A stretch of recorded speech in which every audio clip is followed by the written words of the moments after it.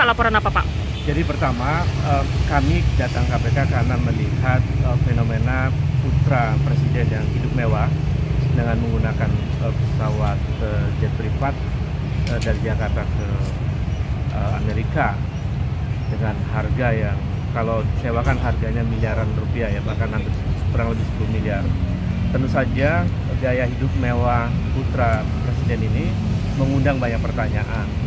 Lalu kami meminta datang ke KPK untuk meminta kepada KPK agar laporan kami yang 2,5 tahun lalu lebih itu diungkap, karena terkonfirmasi bahwa dugaan kuat pada waktu itu tentang tindak pidana pencucian uang, tindak pidana korupsi, gratifikasi dan lain-lain itu diantaranya terkonfirmasi dengan peristiwa gaya hidup mewah ini.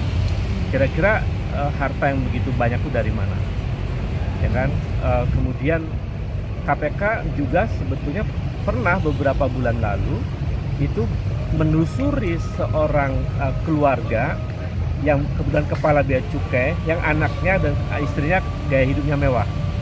Gara-gara gaya hidup mewah itu kemudian ditelusuri hartanya, lalu kemudian terbukti bahwa itu ada gratifikasi sampai sekian tahun begitu dengan harta yang miliaran itu. Lalu divonis 10 tahun.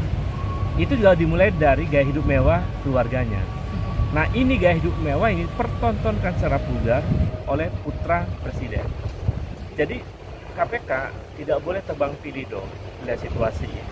KPK mesti menegakkan hukum sebagaimana perintah undang-undang. Saya kira itu. Pak, tadi sudah diterima siapa Pak untuk laporannya? Diterima oleh tapi saya tidak berhak menyebutkan namanya ya. Kita akan diskusi cukup panjang.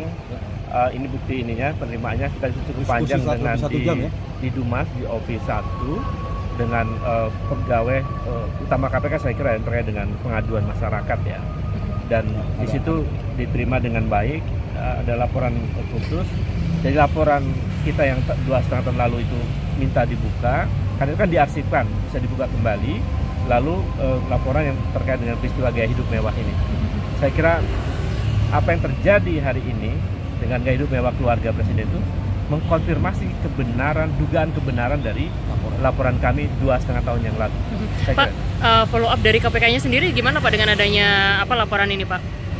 KPK nanti akan mempelajari isi laporan kami. Kalau nanti kemudian setelah dipelajari oleh KPK, mereka akan menyampaikan atau menginformasikan kepada kami untuk semacam ada verifikasi lanjutan dan seterusnya. Saya kira itu. Ada dijanjikan nggak sih Pak berapa lama proses untuk hukum ini? Sampai saat ini tadi sih menyampaikan nanti kami pelajari begitu. Apakah dalam waktu sepekan, 2 pekan, 3 pekan, saya tidak tahu. Jadi kami menunggu proaktif dari KPK aja. Pak, sebelumnya kan Pak Alexander Marwata kan menyatakan bahwa nanti tim dari KPK akan diutus untuk kemudian melakukan pemeriksaan terhadap Kaisang. Kalau menurut Bapak tanggapannya gimana Pak? Saya kira itu kabar yang baik. Bagus kalau kemudian pihak komisioner KPK akan mendatangi atau ada inisiatif menjalankan undang-undang KPK itu untuk semacam mengklarifikasi atau memanggil dan seterusnya saudara Kaisang Pangarep. Apalagi hari ini kemudian kami laporkan secara resmi. Saya kira kami mendukung KPK yang on the track menegakkan hukum ini. Saya kira. Terima kasih.